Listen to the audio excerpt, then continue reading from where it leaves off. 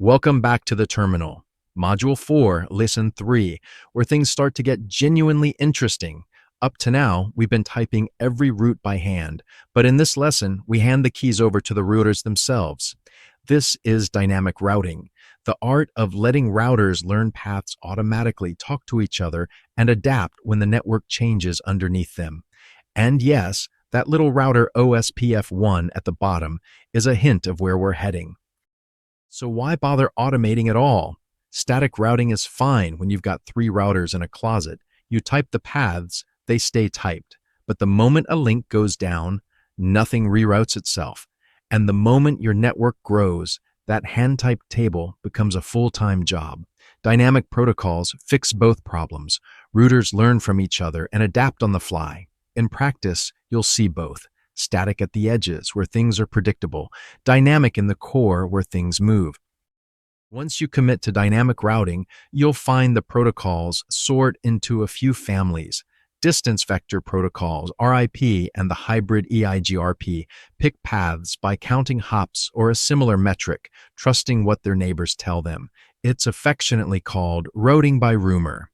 Link state protocols like OSPF and ISIS are smarter. Every router builds a full map of the topology, then calculates the best path itself. And cutting across all of that, there's scope. IGPs like OSPF run inside one organization, while BGP and EGP stitches organizations together across the internet. Now here's a fair question. If you're running OSPF and EIGRP at the same time, and both offer a route to the same network, which one wins? That's where administrative distance comes in. Think of it as the router's trust ranking. Lower is better.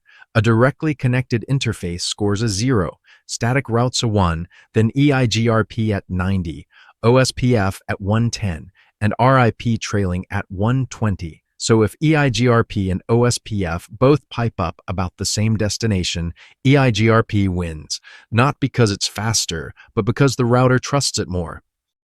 Out of all those protocols, OSPF is the one you'll spend the most time with, and for good reason. It's an open standard, so it runs on any vendor's gear, not just Cisco.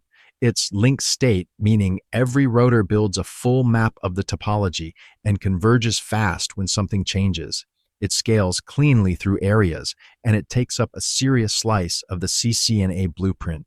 The next module dives deep. Consider this your on-ramp.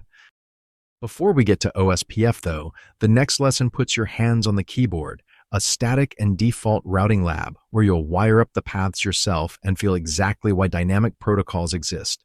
So, if this session helped, hit subscribe, turn on notifications, and I'll see you in the lab. Until then, keep the terminal open.